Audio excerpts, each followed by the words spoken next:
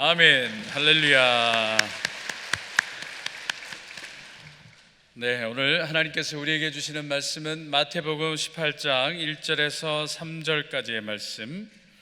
마태복음 18장 1절에서 3절까지의 말씀 우리 한번 같이 합독하겠습니다. 그때 제자들이 예수께 나와 이르되 천국에서는 누가 크니이까?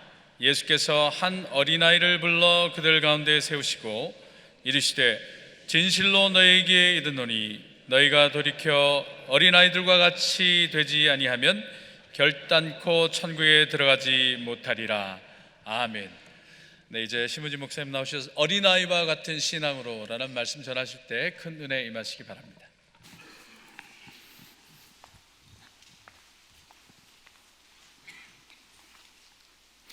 오늘도 하나님께서 말씀으로 우리들에게 말씀해 주시고 또 은혜 주시리라 믿습니다.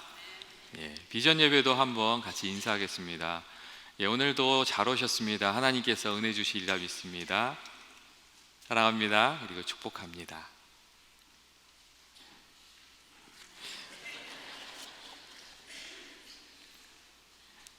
저는 사실 비전 예배 한번 가보고 싶어요.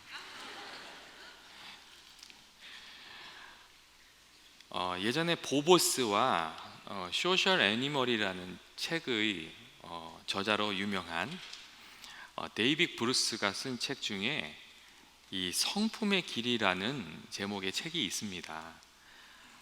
이 책이 한국에서는 인간의 품격이라는 제목으로 이렇게 번역되어 나왔는데, 이 책에서 데이빗 브루스는 이 사람을 평가하는 두 가지 척도에 대해서, 오늘날의 척도에 대해서 이야기하고 있습니다. 이력서에 채워넣는 덕목과 조문의 덕목이라는 말로 이 사람을 평가하는 오늘날의 두 가지 기준에 대해서 이야기하고 있습니다. 이 이력서의 덕목이라는 것은 일자리를 구하는데 또 외적인 성공을 이루는 데 필요한 기술이나 능력을 의미합니다. 반면에 이 조문 덕목이라는 것은 장례식에 찾아왔을 때 조문객들이 그 사람을 기억하면서 하는 이 사람의 인격에 관련된 내용들, 그가 얼마나 용감했는지, 얼마나 사랑이 많은 사람이었는지, 다른 사람들과 어떤 관계를 맺고 살아가는 사람이었는지, 그런 것들을 이렇게 말해주는 덕목을 의미합니다. 이 두 가지 기준에 대해서 이야기하면서 이 데이빗 브룩스는 사람들한테 두 가지 기준 중에서 어느 게 더 중요하냐고, 두 가지가 다 중요하지만 어느 게 더 중요하냐고 이렇게 물어보면 이 조문의 덕목, 인격의 덕목이 더 중요하다는 이야기를 한다고 이렇게 말했습니다. 하지만 실제적인 삶에 있어서는 인격을 이루는 이 덕목들보다 이력서의 내용을 채우기 위해서 사람들이 더 많이 수고하면서 살아가고 있고, 어떤 사람이냐 하는 것보다 무엇을 할 수 있느냐 하는 것에 더 관심을 가지고 있다고. 그 결과 이 성공적인 그 커리어와 스펙을 쌓는 것에만 관심이 있고, 내가 진정 어떤 사람이 되어가고 있는가 하는 것에는 좀 소홀해지는 약점이 있다고 그렇게 이야기를 했습니다. 그리고 그래서 이 사람은 인생이 성공이 아닌 성장의 이야기가 되어야 하는 것이 아닌가, 그래야 좀 의미 있는 삶이 되지 않는가, 그렇게 그 책에서 이야기하고 있습니다. 오늘 우리가 읽은 성경의 말씀도 비슷한 맥락 속에서 이야기가 전개되고 있습니다. 제자들이 어느 날 예수님께 찾아와서 예수님께 물었는데, 전국에서 누가 큰 사람입니까? 하는 질문이었습니다. 이제 이 제자들이 예수님께서 왕이 될 거라고 믿었거든요. 그러니까 하나님 나라에서 누가 큰 사람이 됩니까? 이런 질문을 했던 것이었습니다. 마태복음에서는 이 유대인을 대상으로 쓴 책이기 때문에 하나님 나라, 이렇게 하나님의 이름을 쓰지 않고 다 천국이라고 얘기하고 있거든요. 근데 거기서 누가 제일 큰 사람이 됩니까? 이런 질문을 예수님께 한 거예요. 그랬더니 예수님께서 한 어린아이를 불러다가 그들 가운데 탁 두시고 하시는 말씀이, 너희가 돌이켜 어린아이와 같이 되지 않으면 결단코 천국에 들어가지 못할 것이라고. 야, 천국에서 누가 크냐고 얘기하지 마라. 천국에 들어가지도 못할 거다. 그렇게 세게 얘기를 하셨습니다. 그리고 예수님께서는 이 돌이킨다는 단어를 통해서 제자들의 마음과 그들의 관심을 좀 돌려놓으려고 그렇게 하셨습니다. 세상적인 지위나 권력이나 성공이나 개인적인 야망의 성취를 이렇게 향해서 달려가고 있는, 그것을 바라보고 있는 제자들의 그 안목과 그 마음을 좀 돌이키려고 좀 이렇게 예수님께서 애를 쓰셨습니다. 예수님께서는 어린아이와 같이 되어야 한다 말씀하시고, 어린아이와 같은 사람이 천국에서 큰 사람이라고 말씀하시면서 이 참 신앙과 행복의 길은, 하나님 앞에 큰 사람이 되는 것은 스펙 쌓기에 달려있지 않고 어린아이와 같은 순수한 믿음으로, 신앙으로 살아가는 데 있다, 그렇게 말씀해 주셨습니다. 예수님은 이 어린아이를 들어서 우리가 잃어버린 인격의 어떤 부분들, 또 우리가 신앙생활 하는데 꼭 필요한데 그것을 상실해버린 것들, 상실해버린 가치들을 좀 회복하기를 원하고 계셨던 것입니다. 우리가 이 어린아이들을 통해서 회복해야 될 가치들, 또 인격의 부분들이 많이 있는데, 첫째로 우리가 회복해야 될 것은 어린아이와 같은 겸손입니다. 오늘 우리가 읽지는 않았는데 4절 말씀을 보면 예수님께서 어린아이와 같이 자신을 낮추는 자가 천국에서 큰 자라고 말씀하시는 것을 우리가 읽을 수가 있습니다. 예수님께서는 어린아이의 예를 들어서 우리가 하나님 앞에, 사람들 앞에 겸손한 삶 살아가기를 간절히 원하셨습니다. 예수님께서 어린아이를 들어서 겸손을 강조하신 이유는 우리가 끊임없이 하나님께 쓰임받고 은혜받고 또 축복받는 비결이 겸손이기 때문이었습니다. 겸손한 사람이 하나님의 은혜와 사랑 가운데 거하고, 사람이 교만해지면 그 은혜에서 떨어져 나가게 되고 하나님의 책망을 받게 됩니다. 그 대표적인, 교만해져서 하나님의 책망을 받은 대표적인 예 중에 하나가 우리가 잘 아는 그 다니엘서에 나오는 느부갓네살 왕입니다. 그가 정말 놀라운 일을 이렇게 이루어냈는데, 하루는 그가 그것을 보면서 자기 자신의 그 지혜와 능력을 찬양하다가 하나님께 벌을 받습니다. 그래서 7년이나 짐승같이 돼서 풀을 뜯어 먹으면서 살았습니다. 하나님께서 그냥 지혜를 딱 걷어가시니까 그가 짐승같이 되었습니다. 근데 7회가 지난 후에 정신을 차리고 나서 그가 크게 깨닫고 하는 말이 뭐였냐면, 하나님께서는 의로우시고 교만하게 행하는 자를 등이 낮추신다는 그런 이야기였습니다. 예수님께서 이렇게 제자들에게 늘 가르치고자 하셨던 중요한 가치가 겸손이었고, 또 겸손을 가리키기 위해서 예수님께서는 친히 제자들의 발을 씻겨 주시기도 하셨습니다. 베드로전서 5장 5절 말씀 보면 서로 겸손으로 허리를 동이라. 하나님은 교만한 자를 대적하시되 겸손한 자들에게 은혜를 주신다는 말씀이 있습니다. 어린아이들을 통해서 우리가 회복해야 될 가치는 겸손입니다.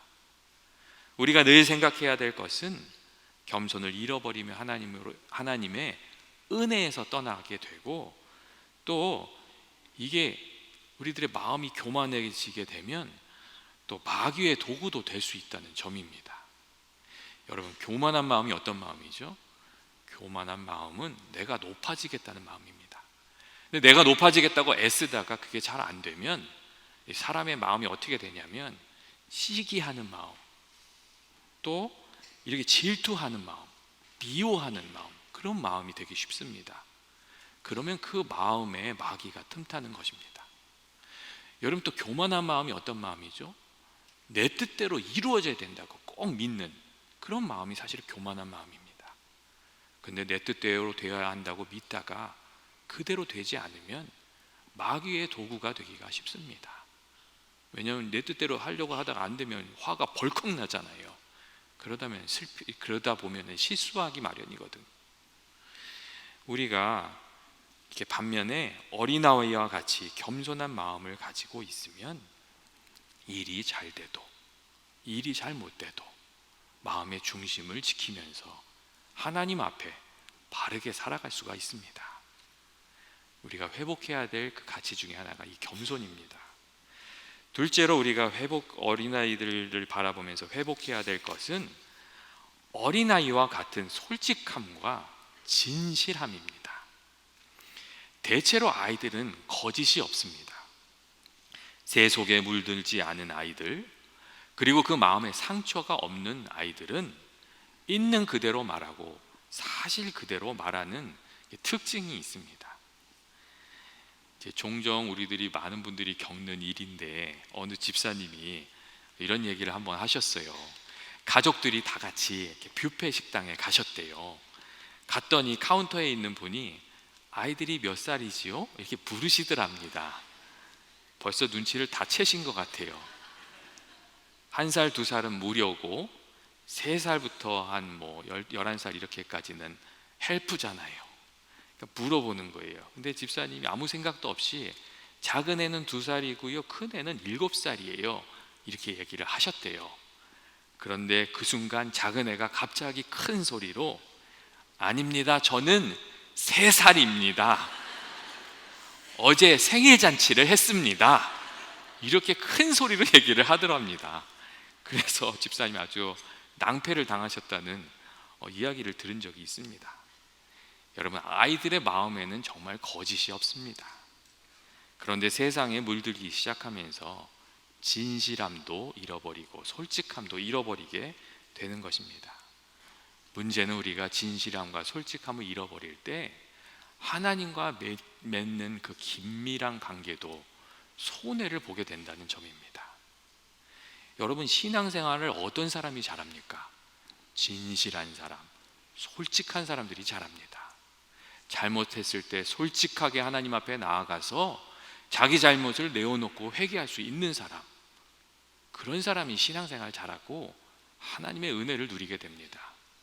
잘못했는데 자꾸 저 사람한테 핑계대고 이 사람한테 핑계대고 그렇게 잘못을 돌리는 사람은 사실 사람들한테도 용서받기가 어렵고 하나님께도 용서받기가 어렵습니다. 또한 하나님 앞에서 늘 정직하고 진실하게 살려고 노력하는 사람들, 하나님께서 그런 사람들을 귀히 보시고 신학 기간이 이렇게 지나고 보면 진실하게 살려고 했던 사람들에게 하나님께서 이렇게 넉넉한 복을 주셨던 것을 우리가 많이 보게 됩니다. 그래서 예수님께서 늘 진실하라고 하셨고, 그 삶에 진실이 없는 바리새인들을 보시면서 야, 너희들의 삶은 겉은 화려한데 속은 아무것도 없구나, 꼭 회칠한 무덤과 같구나, 그런 이야기도 하셨습니다. 우리가 회복해야 되는 것, 하나님 앞에 꼭 지켜야 될 우리의 인격의 요소 중에 하나가 진실함과 또 어린아이와 같은 솔직함입니다. 셋째로 우리가 회복해야 될 것은 어린아이들이 가지고 있는 그 순수한 믿음입니다. 어린이들은 지성적이고 분석적이고 논리적이지는 않지만 진리를 들려주었을 때 그것을 받아들이고 딱 붙드는 믿음의 능력이 있습니다. 그래서 아이들의 기도는 순수하고 거기에 믿음의 능력이 있는 경우가 많이 있습니다. 그런데 어른들은 잘 믿으려고 이렇게 보고도 믿지 않으려고 하는 경우가 많이 있습니다. 예전에 제가 어떤 할머니 이야기를 들은 적이 있는데, 그 할머님이 꼭 전도하고 싶으셨던 의사 선생님이 한 분 계셨대요. 그 의사 선생님이 참 친절하고 좋은 분인데 예수님이 이렇게 얘기를 하면은 갑자기 싸늘해지는 그런 분이셨어요. 그래서 이제 그분을 어떻게든 전도해 보려고 노력을 하셨는데, 한 번은 이 권사님이 큰 종양이 생기셨어요. 그리고 이 싸늘한 의사 선생님이 이 할머니 권사님의 주치이셨기 때문에 이 수술 일정이나 이런 것들을 다 이렇게 셋업을 하셨어요. 그런데 막 교인들이 기도하고 할머님도 기도하고 그러시다 보니까 정말 하나님께서 이렇게 놀라운 역사를 하셔서 수술을 앞두고 종양이 없어진 거예요. 그래가지고 권사님도 갑자기 은혜를 너무 많이 받았고 권사님 마음속에 어떤 생각이 들었냐면, 이야, 이번에는 저 의사 선생님 예수 믿겠다, 이런 마음이 들었대요. 그래서 딱 의사 선생님 앞에 가서 싹 웃으면서, 의사 선생님 보시라고, 하나님이 살아계시지 않느냐고, 예수님을 믿으라고 이렇게 탁 담대하게 증거한 거예요. 그런데 어떻게 됐을 것 같으세요? 이 의사 선생님이 하시는 말이, 할머니, 내가 알지 못하는 방법으로 할머니가 나으셨다고 해서 저는 하나님이 있다고 믿지 않습니다. 그렇게 매몰차게 이야기를 하더랍니다. 그날의 사건으로 인해서 더 든든한 믿음을 가지게 된 사람은 어떤 사람들이었냐면, 할머님을 위해서 기도한 사람들, 그리고 할머니 당사자, 원래 믿음이 있었던 당사자, 그 사람들만 믿음이 더 깊어졌다는 이야기입니다. 여러분, 믿음이 그렇게 귀하고 가지기가 어렵습니다. 그런데 예수님께서 어린아이와 같아져야 한다는 말씀을 하시면서, 어린아이와 같이 좀 순수한 믿음을 가지라고, 우리에게 그 믿음을 가지고 살아야 된다고 말씀하고 계셨던 것입니다. 어린아이 같은 순수한 믿음으로 살아야 그 삶 속에 구원의 은혜가 시작이 되고, 또 어린아이와 같이 예수님을 믿어야, 예수님을 믿음으로 붙들어야 그 마음에 평강이 있고, 또 담대하게 살아가게 되고, 또 예수님을 믿고 예수님의 말씀을 믿고 그 말씀대로 살아야 예수님이 말씀해 주신 그 복된 삶을 살 수 있게 되기 때문이었습니다. 사실 주님에 대한 믿음이 없기에 그 마음에 평강이 없고 기쁨이 없고 불안하기만 한 것입니다. 그래서 예수님께서는 마태복음 6장에서 이방인들처럼 무엇을 먹을까, 무엇을 마실까, 무엇을 입을까 걱정하지 말라고 그렇게 말씀하시면서, 너희 천부께서 이 모든 것이 너에게 있어야 할 줄을 아신다는 말씀도 해주셨습니다. 믿음이 우리 안에 반드시 있어야 한다는 그런 말씀이었습니다. 저희 집 애들이 밤에 잠들기 전에 저한테 늘 반복해서 하는 말이 하나 있어요. 그게 뭐냐면요, 아빠 목이 말라요 하는 말이에요. 근데 왜 이 얘기를 하냐면요, 물을 먹으려면 아래층에 내려가 가지고 물을 먹어야 되는데 깜깜하니까 무섭잖아요. 그러니까 같이 가자는 이야기예요. 밑에를 보면서, 깜깜한 밑에 층을 보면서 애들이 그냥 이렇게 계단에 앉아 있다가 손을 잡아주면 계단을 용감하게 내려가는 거예요. 그 전까지는 두려운 마음으로 있었는데, 손을 잡고 내려갈 때는요, 장난도 치면서 웃으면서 발을 굴르면서 이렇게 내려가거든요. 근데 제가 사실 그게 좀 귀찮기는 좀 했어요. 그런데 어느 날 아이의 손을 잡고 내려가는데 그런 마음이 들더라고요. 하나님께서 우리 아이들처럼 살기를 원하시겠구나 하는 마음이 좀 들었어요. 인생에 어려움이 찾아오고 힘든 일이 찾아오고 컴컴한 길을 걸어갈 때 우리 마음에 두려움이 찾아오는 것은 당연한 것이잖아요.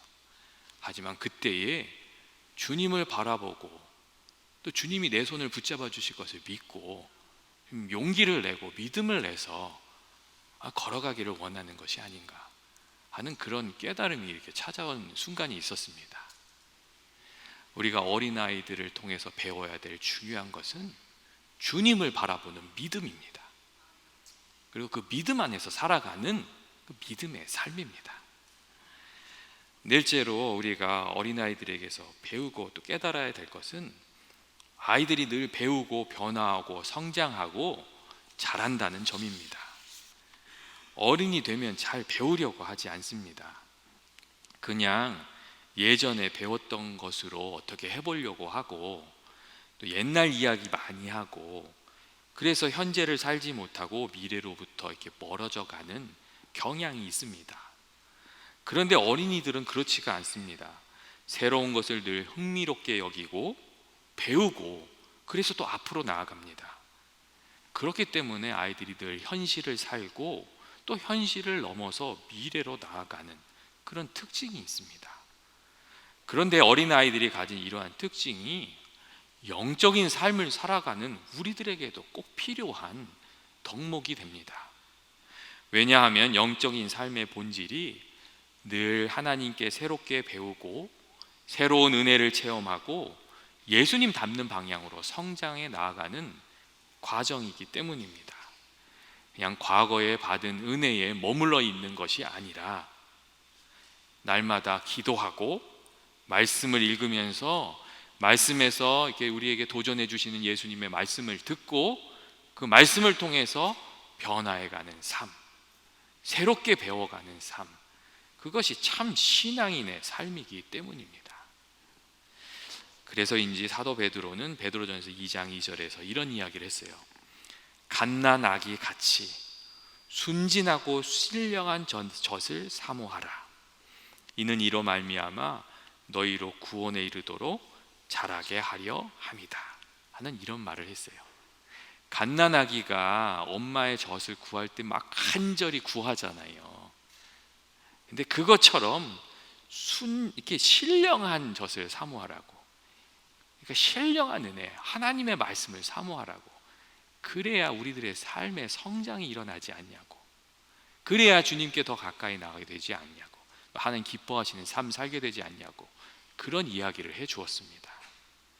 우리가 정말 어린아이에게로부터 배워야 할 것은 날마다 새로워지는 것, 주의 말씀 가운데 새로워지려고 하는 그 자세라고 저는 생각을 합니다. 마지막으로 우리가 어린아이들을 통해서 회복해야 될 것은 경외감을 가지고 신비를 느끼는 어린아이들의 마음입니다. 사랑하는 교우 여러분, 어린아이 때에는 세상을 보며 신비를 느끼고 경외감을 느낍니다. 우리가 보는 것 뒤에 하나님이 계심을 좀 느낍니다. 그런데 세상에 대한 지식을 하나씩 쌓아가면서 하나님을 잃어버리고 또 하나님이 계시는 그 신비의 영역을 잃어버립니다. 많은 사람들이 자연현상에 대한 원리를 이해하고 나면 하나님께서 질서를 세우셔서 비를 내리게 하시고 그 안에서 만물이 생명을 얻고 또 생명이 이렇게 성장하게 하시는 그 하나님의 놀라운 경륜과 신비를 잃어버립니다. 그냥 태양이 있으니까 땅에 있는 물이 뜨거워져서 수증기가 돼서 하늘로 올라가고, 그 다음에 올라가면 온도가 차가워지니까 그냥 물이 다시 돼서 물 결정이 돼서 땅에 떨어지니까 비가 내리는 것이지, 그냥 이렇게 생각을 합니다. 지식을 소유하고 나서 세상에 가득한 하나님의 경륜과 신비를 보는 눈을 잃어버리는 겁니다. 사람들이 정치를 배우고 경제를 배우고 사회학을 배우고 심리학을 배우고 나면 내가 가진 지식의 근거에서 세상을 정치적으로, 경제적으로, 문화적으로, 심리학적으로만 보려고 하고 그 이상을 보려고 하지를 않습니다. 자신의 지식의 감옥에 갇혀서 큰 그림을 보지 못하고 그 모든 일 뒤에 계시는, 그래서 역사하시는 하나님을 잃어버리게 되는 경우가 많이 있습니다. 역사를 주관하시고 우리를 위해서 애쓰시는, 사람의 마음을 움직이시는 하나님을 잃어버리는 경우가 많이 있다는 것입니다. 사람 사이에 일어나는 일들도 좀 그런 경우가 있습니다. 이 사람은 저렇다, 저 사람은 저렇다. 우리가 사람들을 알고 이해하는 것이 중요합니다. 그런데 이 사람은 이렇고 저 사람은 저렇다 이렇게 규정하는 것보다 그 사람들과의 사이에서 일어나는 일들을 가지고 하나님께 나아가서 기도하고 그 가운데서 하나님의 은혜도 체험하고 또 지혜도 얻고 또 하나님 주신 능력으로 그 관계의 모든 일들을 이렇게 잘 풀어가면서 살아가는 것, 그 사람이 그런 사람이었지만 하나님과 함께 일하다 보면 그 사람이 변해가는 것, 그런 것들을 이렇게 알고 누리고 또 그런 것들을 좀 이렇게 살아가는, 그런 삶을 살아가는 것이 훨씬 중요하다는 것입니다. 우리가 어린아이들을 통해서 회복해야 될 것은 우리가 그냥 우리의 손에 쥐은 지식으로 세상을 보는 것이 아니라 그 지식의 벽을 넘어서 계시는, 또 역사하시는 하나님을 의지하면서 그분을 바라보면서 살아가는 믿음의 삶입니다. 사랑하는 교우 여러분, 예수님께서 어린아이와 같이 되어야 한다고 한다고 말씀하시는 이유가 무엇입니까? 우리가 상실해 버린 귀한 성품을 회복함으로 우리의 영혼이 날마다 성장하고 또 하나님의 은혜 가운데 늘 거하게 하시려는 것입니다. 단순히 이력서의 빈칸을 채워가는 삶이 아니라 어린아이처럼 솔직하고 겸손해서 하나님의 은혜 가운데 늘 거하고, 또 부모를 의지하는 것 같이 하나님을 의지하여 하나님의 손 붙들고 늘 살아가고, 어린이가 배우기를 즐겨하는 것처럼 늘 새로운 은혜를 사모하고 주의 말씀을 사모해서 늘 성장하고 발전하는 인생을 살기를 주님께서 바라고 계셨던 것입니다. 사랑하는 교우 여러분, 우리가 잃어버린 성품은 무엇입니까? 그것을 회복하여 주님 앞에 더 가까이 나아가고 주님이 기뻐하시는 모습으로 살아가는 연합의 모든 교우들이 되시기를 주님의 이름으로 축원합니다. 같이 기도하시겠습니다. 사랑과 은혜가 많으신 하나님 아버지, 오늘 주님께서 저에게 말씀하신 것처럼 저희가 어린아이들이 가진 그 귀한 성품을 회복하게 하시고 또 그 안에서 주님과 동행하는 삶 살아가게 하여 주시옵소서. 어린아이처럼 솔직하고 진실하게 주님 대하게 하시고, 주님을 늘 믿고 의지하며 살아가게 하시고, 우리의 눈을 열어서 세속적인 안목을 넘어 주님을 바라보며 주님의 신비 가운데 살아가는, 그 은혜의 능력 가운데 살아가는 저희 모두가 되게 하여 주시옵소서. 예수님의 이름으로 기도합니다.